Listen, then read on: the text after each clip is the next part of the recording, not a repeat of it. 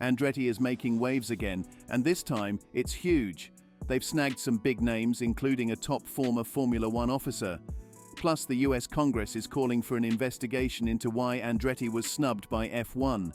The timing seems strategic, especially after their recent support from Congress during the Miami Grand Prix controversy.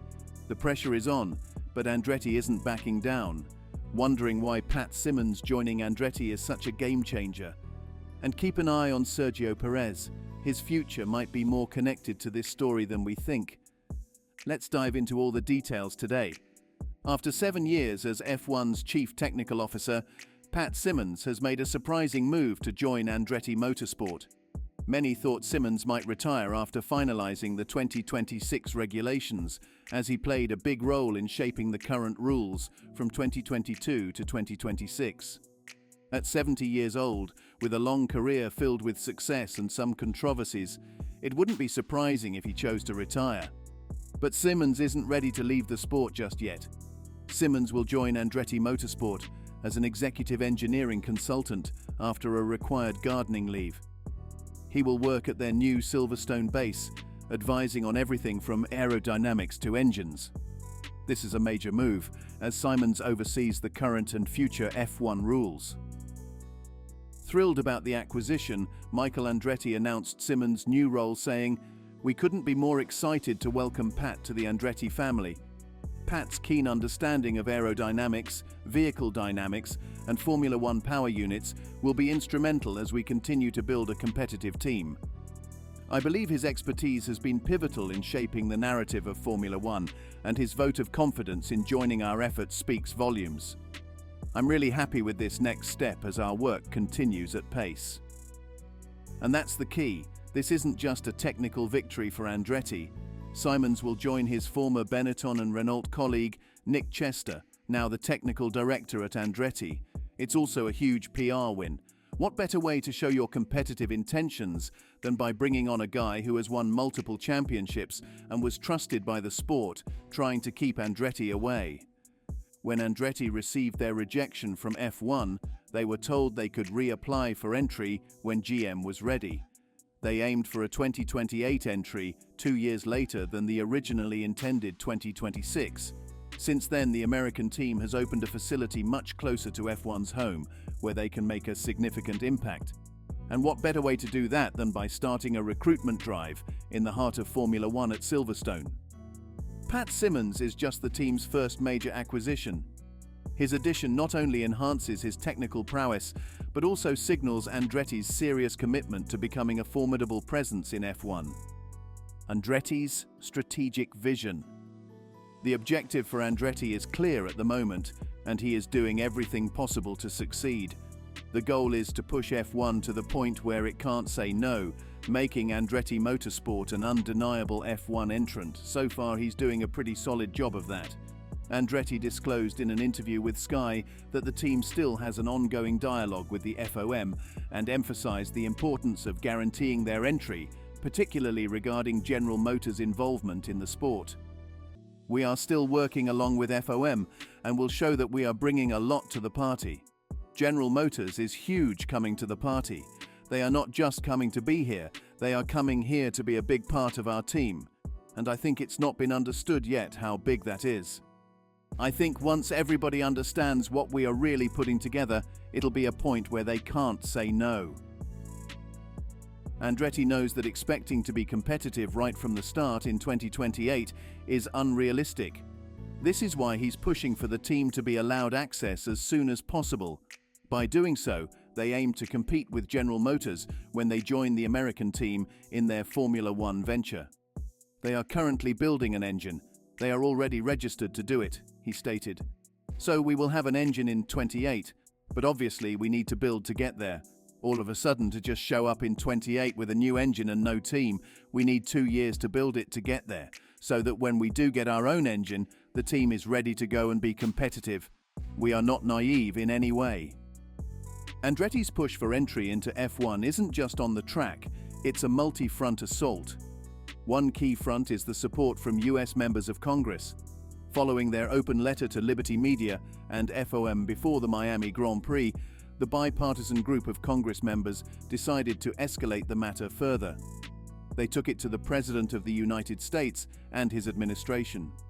The Congress members sent an open letter to the Justice Department's Antitrust Division and the Federal Trade Commission. They called on these bodies to examine Andretti's rejection from the sport to ensure that it wasn't an unfair attempt to block competition. Congressional support for Andretti's F1 bid. Congress's argument is that adding another team, especially one with Andretti Motorsport's proven track record and future backing from General Motors, will enhance competition in the sport, not diminish it. The letter highlights that F1 isn't in a position to dictate competitiveness standards, given that one team won all but one race last year, and 4 teams have failed to win in the past 4 seasons. This includes Gene Haas's team, which has yet to win a race and shows no signs of changing that. The most compelling argument in the letter is the accusation of Formula One's hypocrisy. While F1 aims to expand its American presence, it simultaneously blocks an actual American entrant. The letter states, most striking, however, was FOM's Formula One management's determination that bringing Team Andretti Cadillac into F1 would not add value to the championship. While F1 currently does not have an American-based team, F1 has been determined to increase its presence in the US market.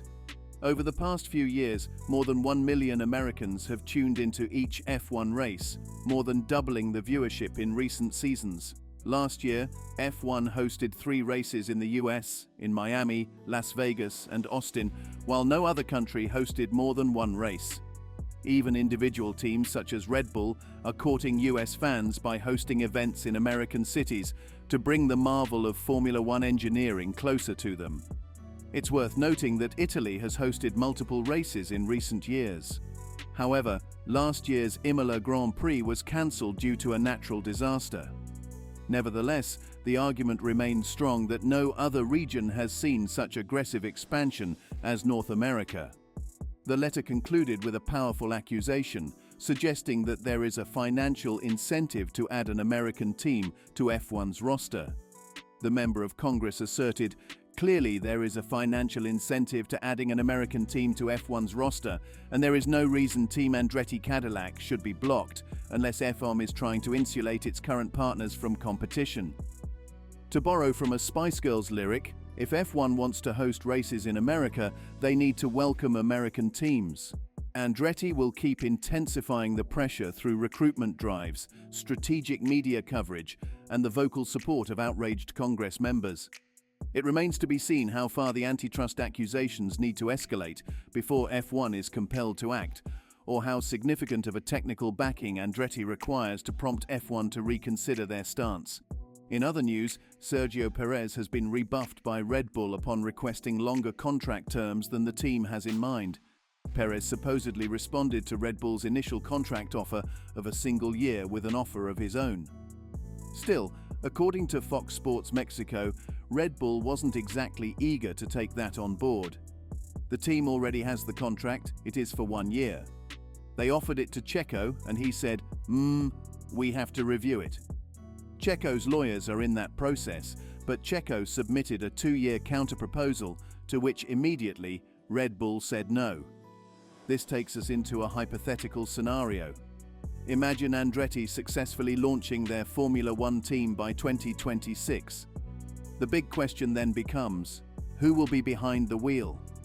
In the ideal world, Andretti would love to have an all-American lineup, but realistically, they might need to look beyond US borders, at least initially. One intriguing possibility is Sergio Perez, currently racing for Red Bull. While he's not American, Perez could serve as a valuable bridge until American talent is ready to step up. His popularity among US fans, evident at races held in the country, could make him suitable for leading the team.